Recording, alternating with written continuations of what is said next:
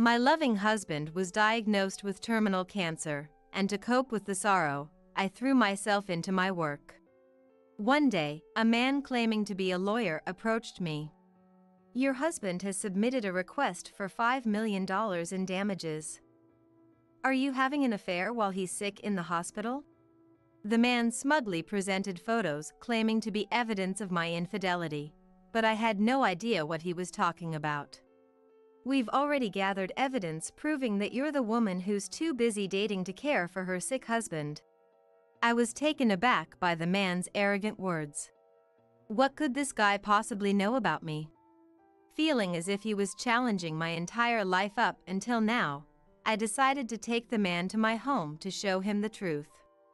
Along the way, I didn't forget to give a secret signal to a middle-aged woman in the neighborhood as we passed by. "My name is Melissa, and I'm 27 years old. I currently run multiple web media platforms and make a living from it." What should I do about this? Sitting in my living room, I mutter to myself as I stare at the computer screen filled with text. "Melissa, let's take a break." My husband Kevin comes out of the kitchen and hands me a steaming cup of warm coffee. "Thank you." I smile at my partner, who sits beside me as I accept the coffee. Kevin is not just my husband, he's also my work partner.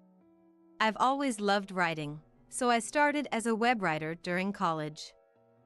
But I hit a wall after just a few months since I began without any experience. A friend told me, "I know someone else who's into web writing like you," and introduced me to a man.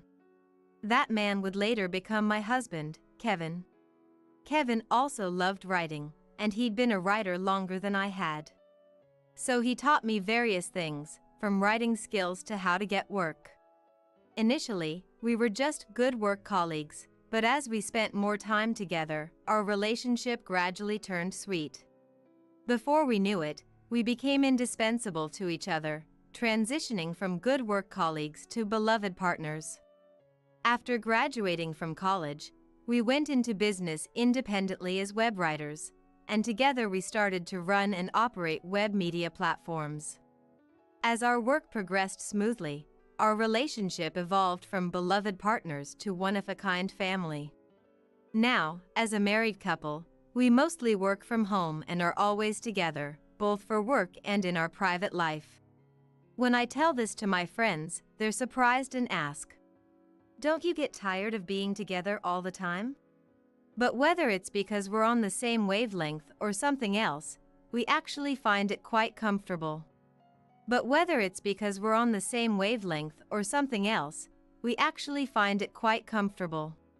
It's probably also thanks to Kevin's calm and gentle personality. I never doubted for a second that my life with my loving husband would continue forever. One day, prompted by a friend, we decided to go for cancer screenings. We often joked that, "We're both so healthy, sickness isn't even in the picture." But with a friend's relative getting diagnosed with cancer, we thought this was a good time to get checked. As it turned out, I was fine, but Kevin needed further testing. By this point, a sense of unease had already set in. Kevin kept saying, "I'm fine, nothing's going to be wrong." But I couldn't shake off my worry. Then the detailed test results came back. Kevin had cancer.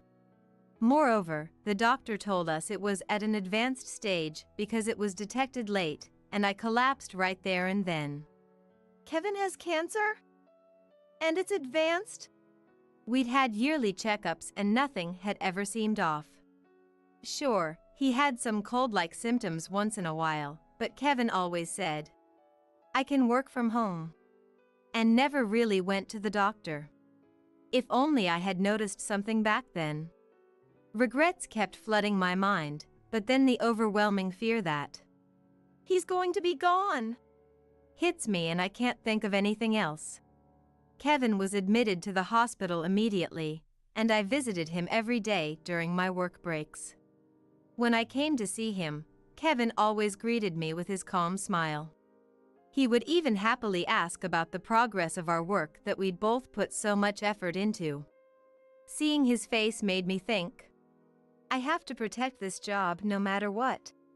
And even as I wiped away tears, I kept working. But every time I let my guard down, the fear that Kevin might be gone consumed me. To distract myself from the sorrow, I took on a part-time job at a nearby supermarket in addition to our web media work. Days went by like this, and a little time passed.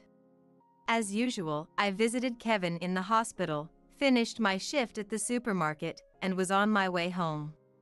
When I get home, I need to do the web work and also clean the house. As I was walking and planning out what to do next, suddenly the world in front of me starts spinning, and I sit down in a panic. What's happening? I feel sick. My vision continues to spin and cold sweat won't stop. Feeling helpless, I sit there and suddenly hear a surprised, "Huh?"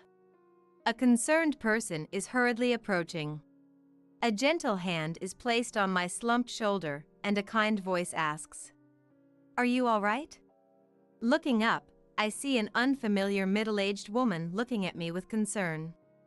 "I'm feeling a bit unwell, but I'll be okay," she mumbles, trying to stand up despite her spinning vision. But the woman who catches me says, "Come this way." She almost drags me along to someplace. We arrive at a familiar suburban house. "Where is this?" Gazing vaguely at the house, the woman says, "This is my home. Rest here for a while." She takes my hand and leads me inside. Despite it being our first meeting, her warm hand oddly comforts me, and I follow her in.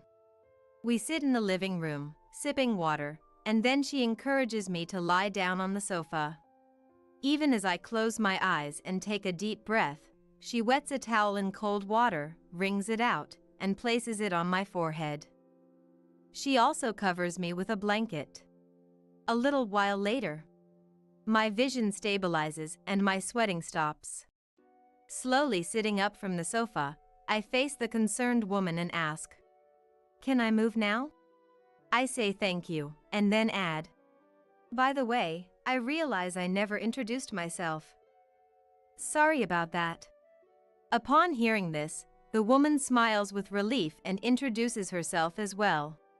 Her name appears to be Laura, and she lives here with her husband. I begin to say, "I also have a husband." But an image of Kevin lying in bed interrupts me. Noticing my hesitation, Laura says, "It's okay if it's hard to talk about it," and asks why I was sitting on the side of the road. "Actually, my husband is sick." I slowly tell her about Kevin's illness, which I hadn't even shared with friends, and how I've been overexerting myself with work to distract from the sadness. Laura hugs me tightly as I choke up and finally shed tears, saying, "It's hard, isn't it?" She cries along with me. Later, I find out that Laura's house is very close to mine. What's more, our house is apparently known in the neighborhood as the wealthy couple's house due to its size. Chuckling to myself, I suddenly remember. When I used to walk around the neighborhood with Kevin, people would often strike up friendly conversations with us. It feels like things have become distant since Kevin got hospitalized. Laura tells me, "People thought you two had separated and didn't know how to approach you." Through meeting Laura, my days slowly start to change. I get to know the neighbors I'd previously avoided, and we start gathering at our houses for tea. And every time I struggle to watch Kevin's health deteriorate, Laura is always there to hold my hand and encourage me with her warm touch. Then, one day, Kevin received permission for a temporary return home, marking a long-awaited moment. A temporary return home. These words signal the last moments we'll get to spend with Kevin. I decided to make the most of this time and fill it with smiles. "So Kevin, now that you're home, is there anything special you want to do?" First thing he says, "I'd like to see Laura." While Kevin was hospitalized, I had told him how Laura and the neighbors had been taking good care of me during my daily visits.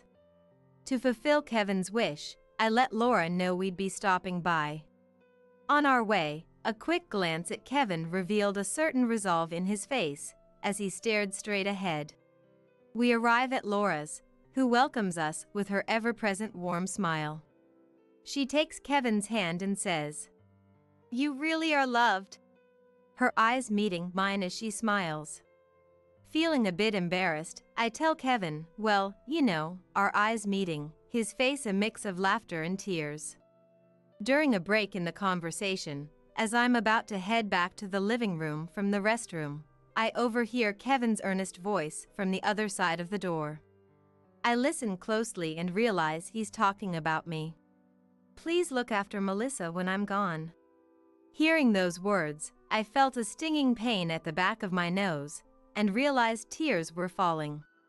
So that's why Kevin wanted to come here. Hearing Laura's gentle, "Of course." I couldn't stop my tears. Not much later, my husband Kevin drew his last breath. While I was prepared for it, the sense of loss hit me harder than I had imagined.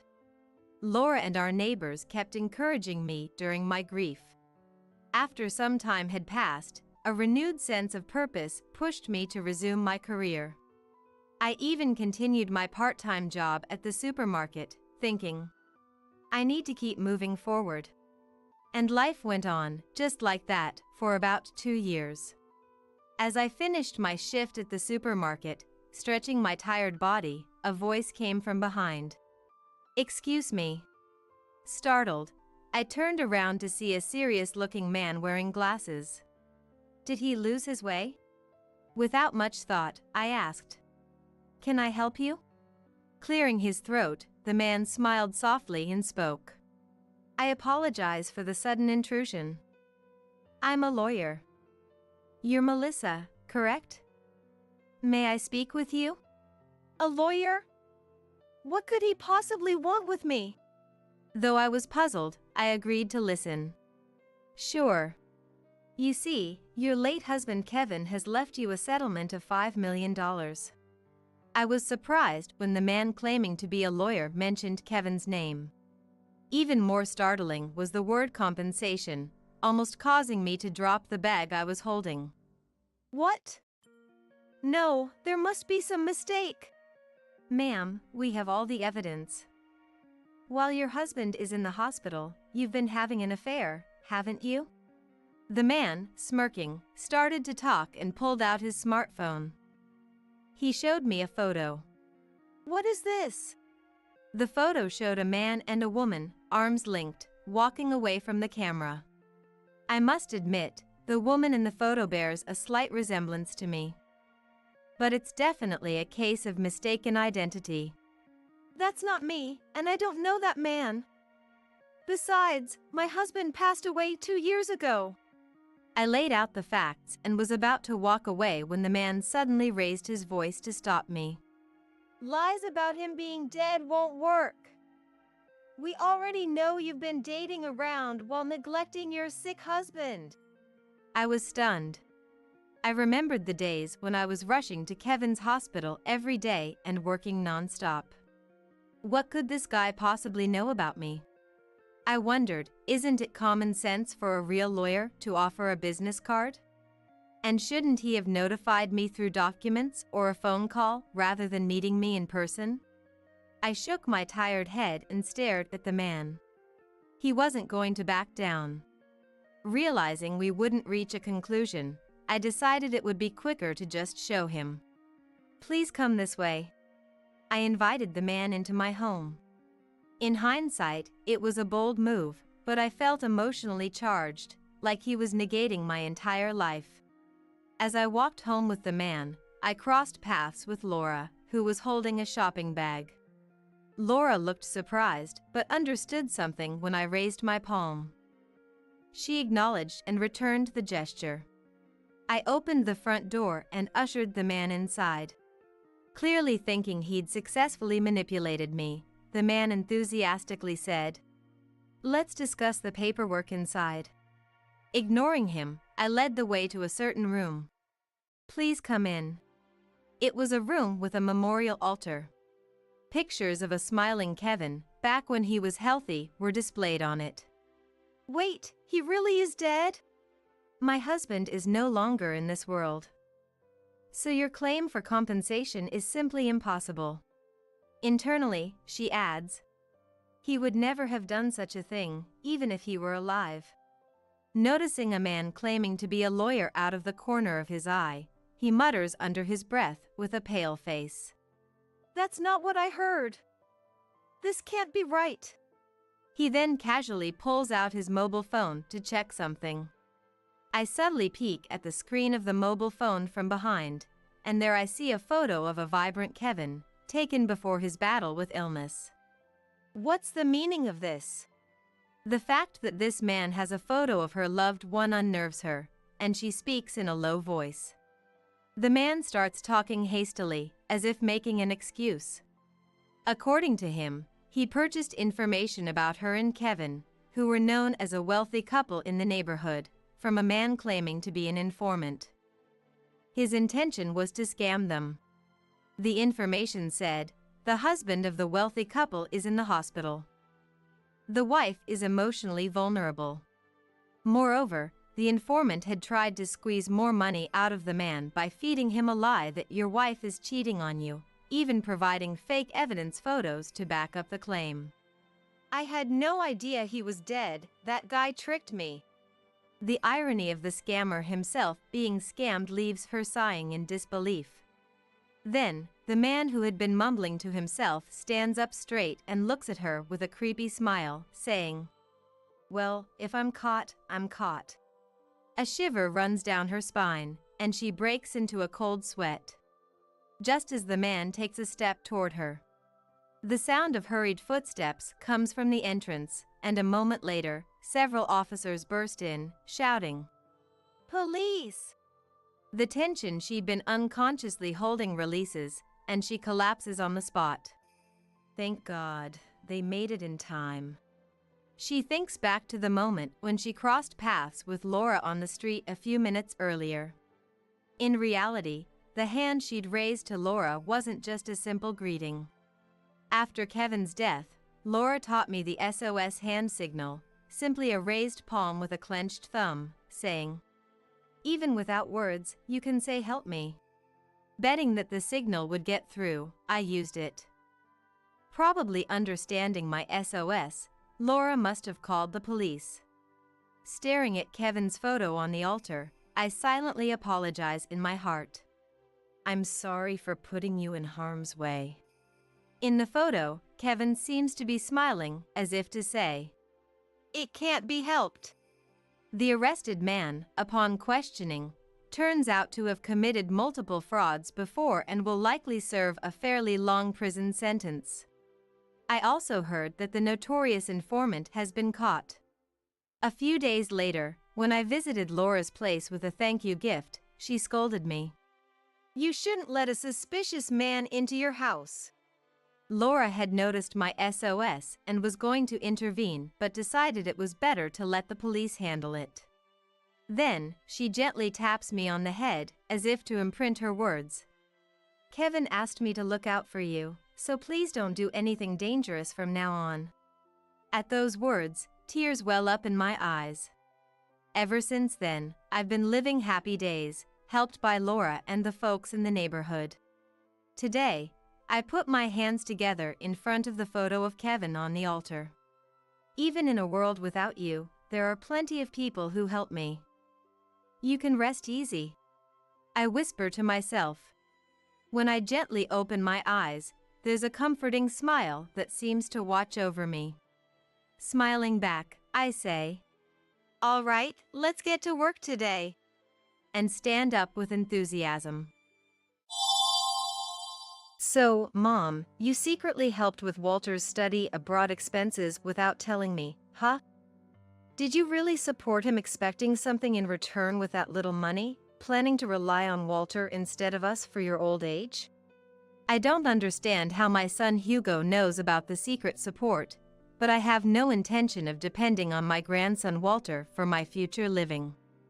Yes, I did support him. But that was with personal money from Scott and me. You have no right to nag about it. And what's wrong with helping Walter? Deciding it's less trouble to be honest than to awkwardly deny and keep secrets, I replied assertively to Hugo's high-handed attitude. People can say whatever they want, but Walter is about to get married soon.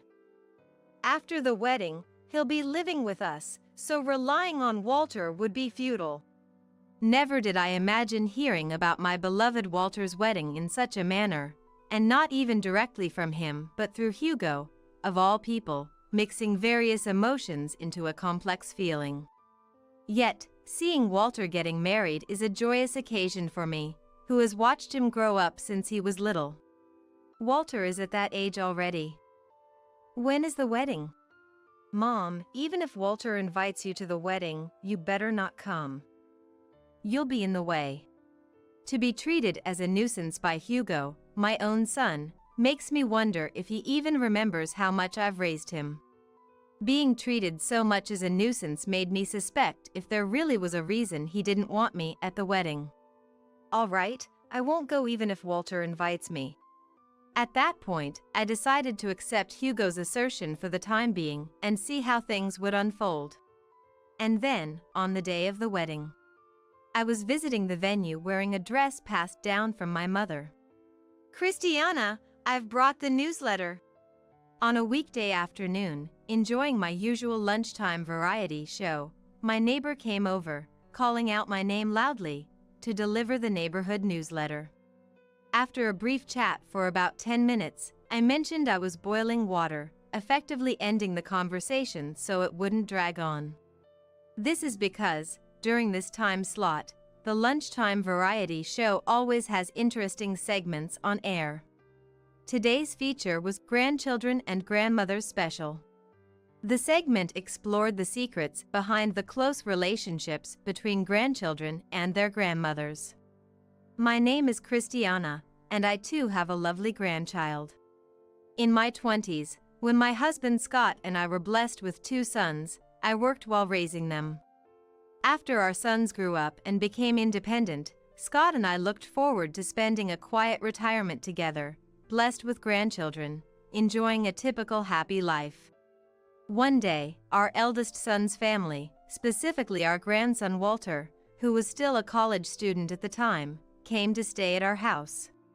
He wanted to spend his summer vacation here to concentrate on his studies. Walter, who had been close to Scott and me since he was little, treated us the same way even as a college student. We were delighted by this. That evening, I made Walter's favorite dish from when he was little, my special fried chicken. Seeing his adorable smile, reminiscent of when he was in elementary school, naturally made both Scott and me smile. After dinner, while watching TV, Walter, with a serious look on his face, said he wanted to talk to us about something. It was about studying abroad. Hugo's family, my son and his wife, aren't exactly wealthy. It's not that they don't have money, but Hugo seems to have a significant resistance to spending money. Walter was able to go to college thanks to his own efforts, having seen his parents' financial attitudes. Walter must have suppressed his desire to study abroad, considering his parents' situation. However, as discussions about studying abroad became more serious at university, he found it difficult to talk to his parents about it and came to us for advice. I want to study abroad for my education, but I can't talk to my parents about it. So, I came to ask you, Granny and Grandpa, for advice. Walter's concern seemed more serious than we imagined, and looking at the study abroad materials he handed us, it was indeed a matter that couldn't easily be discussed with Hugo. Hugo is quite the frugal one, going so far as to say if Walter can't get a scholarship for college, he shouldn't go at all. Still, unable to give up on college, Walter managed to go by combining scholarships and the savings he had secretly amassed from part-time jobs since high school. However, the amount needed this time was beyond what he could handle on his own.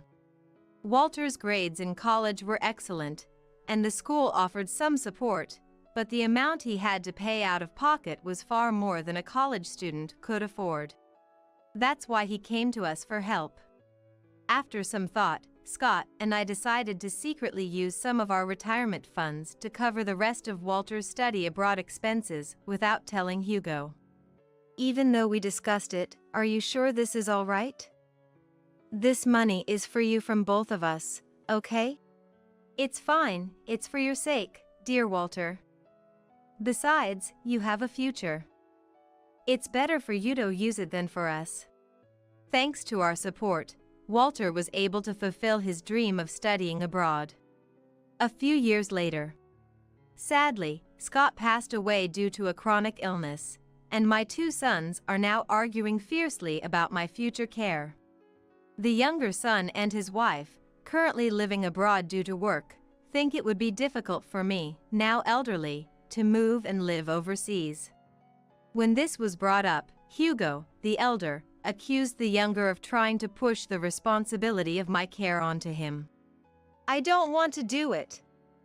Taking care of Mom in her old age? We've got our own family's livelihood to think about.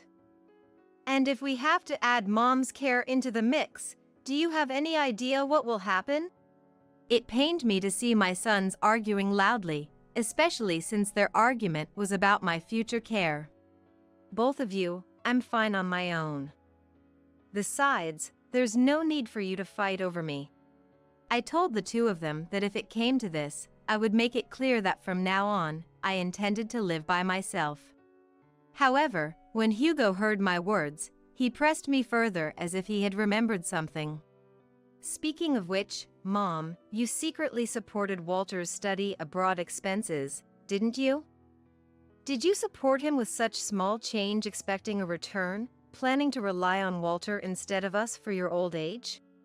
I don't know why Hugo knows about the secret support for Walter's study abroad expenses, but I have no intention of relying on Walter for my future life.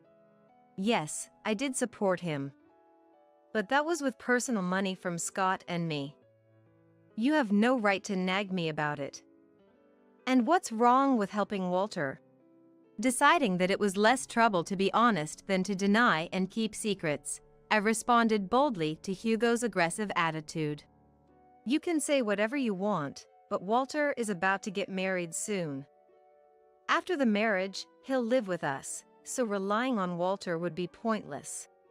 Never would I have imagined learning about my beloved Walter's marriage in such a manner, especially not from Hugo instead of Walter himself, mixing my feelings with various emotions. Yet, for me, who has watched Walter grow up since he was little, nothing could be more joyous than his marriage. Walter is already at that age, huh? So when is the wedding? Don't you dare come to Walter's wedding, Mom, even if you're invited. You'd just be in the way. To be treated like a nuisance by Hugo, my own son, makes me wonder if he remembers how much I've done for him. Being treated this way makes me suspect there must be a real reason he doesn't want me at the wedding. Understood, I won't go even if Walter invites me. At that point, I decided to accept Hugo's assertion for the time being. And then, as time passed, on the wedding day itself, I arrived at the venue in a dress that had been passed down through my family for generations. Guests of Walter and the bride, Marion, were gathering one after another at the reception venue. Among the guests were classmates from their student days and colleagues from work, various people who came to celebrate their marriage. I was told that I had to show the invitation at the reception to enter, so I headed to the reception, where I saw Hugo. Seeing me, who was not supposed to be here, Hugo became furious with a terrible look on his face. You promised not to come even if invited. Why are you here? I led him away to a secluded spot in the venue to avoid disturbing the other guests with a loud voice, and we started to talk. Indeed, I said I wouldn't come on Walter's invitation. But I am here at the invitation of the bride, Marion. I haven't broken any promise. I left Hugo, still angry, saying that I couldn't be late for the ceremony and didn't continue the conversation, quickly leaving the spot. All the guests gathered in the venue, and the ceremony was about to start. I sat in the seats for Marian's guests, eagerly awaiting the appearance of the couple. Feeling unsettled, I caught Hugo's eye as he sat on the groom's side. Seeing me sitting on the bride's side, as I had said, he seemed confused, and despite the joyous occasion of the wedding, he looked somewhat perplexed. I decided to leave Hugo be for the moment and enjoyed lively conversations with the guests invited by Marian, sitting on the bride's side as well. Mom, why did you come?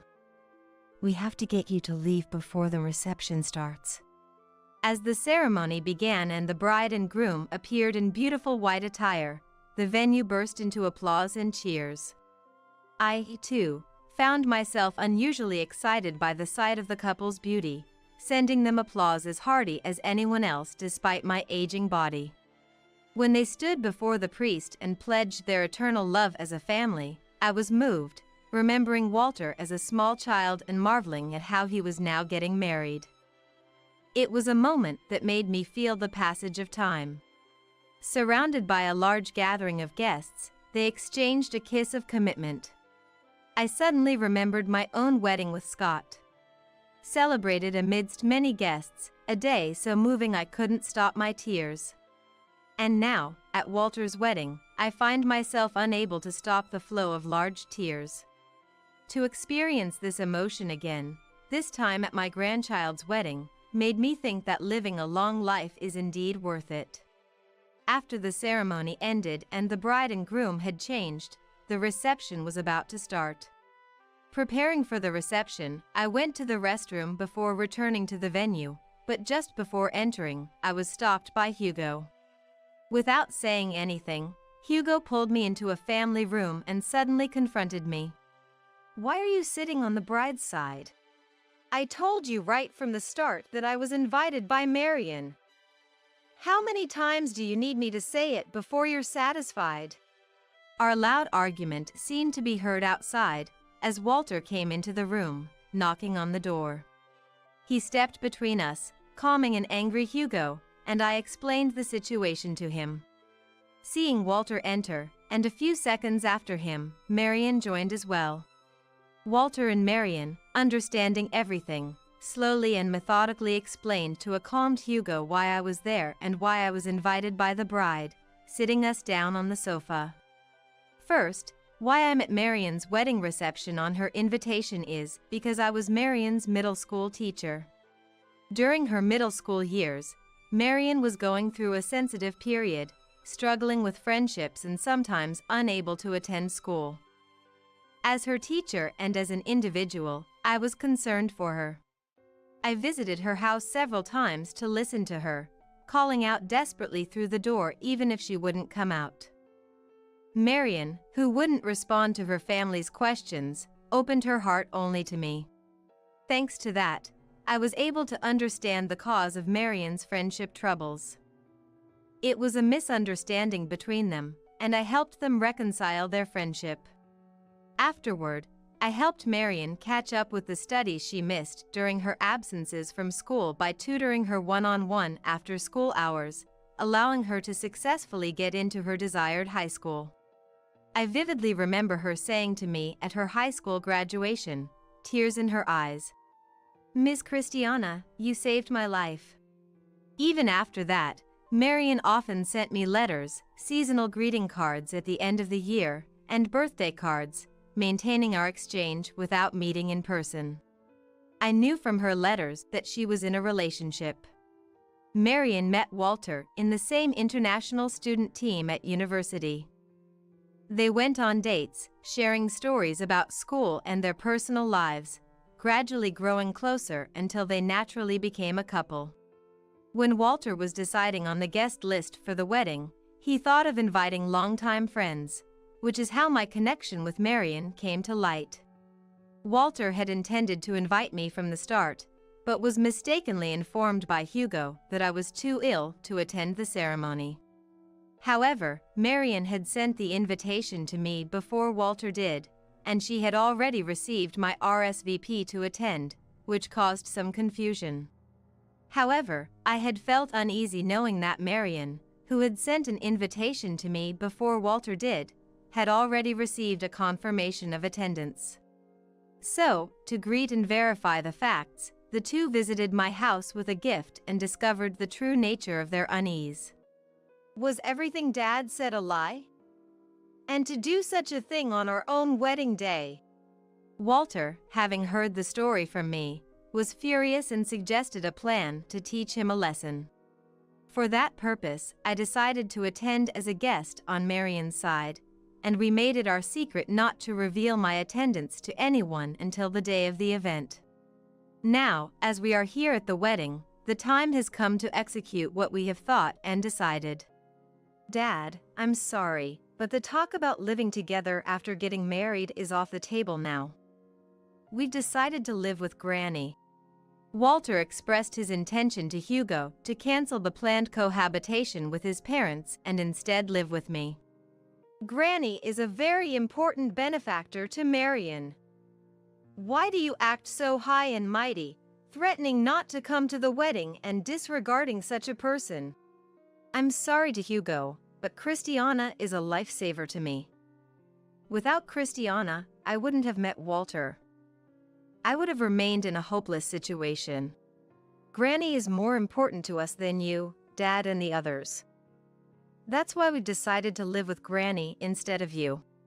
Hugo was speechless and overwhelmed by Walter and Marion's unexpected declaration. Walter, why would you say something like that? If you live with Mom, the two of you will have to take care of her. Are you sure about that? It's not just that Dad doesn't want to live with Granny, right? You don't want to take care of her yourself, and on top of that, you think Granny has no money because you gave me some. It seems Walter's words were indeed true. As Walter lectured, Hugo's face became flushed, and his irritation became evident. Such a thing is impossible. Me, your father, to suggest that I live relying on you guys. No, Dad, that's exactly what's happening right now. I can't live with someone like that, and I don't want to. I don't want our happy marital life to be intruded upon by someone like you, Dad. We choose Ms. Christiana, who is more of a benefactor to us than Hugo. Hugo, with a selfish mindset of not wanting to lower his current standard of living, attempted to persuade Walter and the others. In reality, Walter and Marion had secured jobs at a foreign corporation through connections made while studying abroad. The foreign corporation offered very good salaries. After getting married, they planned to live in a spacious high-rise apartment in the city center and eventually build a large house back in their hometown. The reason Hugo and his spouse were so eager to live with Walter's family was targeted at these assets. Walter believed it was natural for a son to take care of his parents, but if a father couldn't do the same for his own parents, he declared he wouldn't take care of Dad either. I'm sorry. Walter, my bad. So please, don't abandon me. Mom, I'm sorry. I was a fool. It was all my fault. I apologize. It seems Hugo realized from the strong feelings of Walter's family. Family must be cherished. If not, one will be abandoned by their own family and will not be able to lead a decent life. Feeling this, being made to realize this, Hugo desperately apologized to me and Walter. But, of course, Hugo's apology meant only to protect himself, held no meaning, and not just to me, but to his own son. Please, say no more. Walter quietly refused Hugo's plea for forgiveness and said nothing more. However, his expression conveyed a wish that he no longer show an embarrassing side as a father. Seeing his face, Hugo understood everything and without saying anything further, just lowered his head, leaving all decisions to Walter. The issue with Hugo was temporarily resolved, and it was discussed that the upcoming reception should carry on as if nothing had happened, not wanting to spoil the atmosphere of the venue or the mood of the guests. We want this wedding to be something special. Despite everything, we want it to end with smiles. So, please. And I'm asking too. I want the ceremony to be a success no matter what. So, I want us to welcome the reception with smiles. Please, help us. Touched by Walter and Marion's earnest request, I agreed to their proposal and promised to act as if nothing had happened at the reception to avoid confusing the guests. The reception went smoothly, and Hugo sat quietly on the groom's side, watching the couple in their new outfits being celebrated by the guests around them. Various events were prepared for the reception, and the Walter couple enjoyed them while moving through the program. Finally, they walked down the aisle prepared outside, and Marion, the bride, performed the bouquet toss. Here it goes! Catch! The pink bouquet flew through the air, drawing a beautiful arc, and somehow, it reached me. I haven't held a bouquet since my own wedding, decades ago. Is the wedding god suggesting I find someone other than my late Scott now? Miss Christiana! Amazing! I really shouldn't be keeping this. As I attempted to return the bouquet to Marion, she quietly grasped my hand to stop me, indicating her agreement. Please keep it, Miss Christiana. With this, you can be happy with Scott forever. And if you keep it, it feels like we will be happy too. Marion's words gently touched my heart, and tears welled up in my eyes. Moved by my tears, Marion, and surprisingly Walter too, had tears in their eyes, creating a peculiar scene where only the bride, groom, and I were crying, observed by the surrounding guests. The ceremony continued with laughter and tears, and concluded successfully with the departure of the bride and groom. Following the ceremony, as I had promised Hugo, Walter and Marion started living with me in their new home. Are you sure about this? It's your new home and your newlyweds. Won't I be in the way of your married life? Not at all. We decided this together, and living with you, Miss Christiana, is like a dream come true.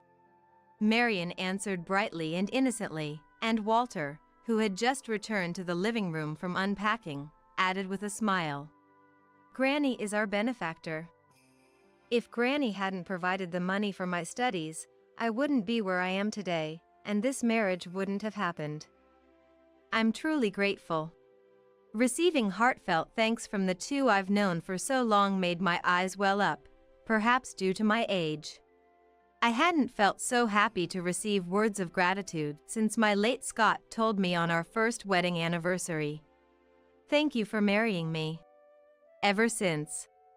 Perhaps, when my time comes, I will remember Scott and these two. I'm so glad they've grown into such kind-hearted individuals. It feels as if their happiness is my own.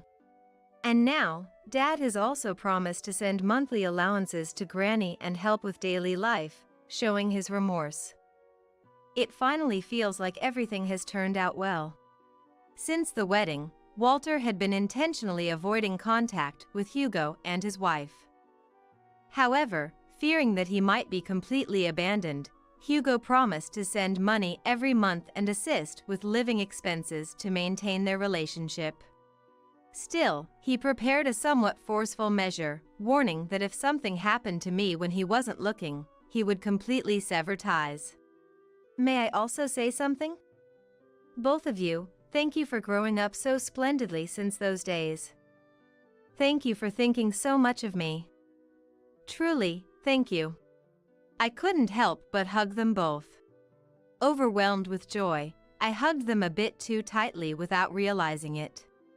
In response to their gestures, I hugged them back tenderly, feeling a breeze of happiness flow through our new home, still dotted with cardboard boxes. I've made a certain decision about living with these two. I'm going to be a powerful granny. Living so robustly that I won't need any care, not touching the money sent to me, but secretly saving it for my great-grandchildren to use one day. And I plan to live long enough to see my great-grandchildren grow up and marry someone special, just like these two.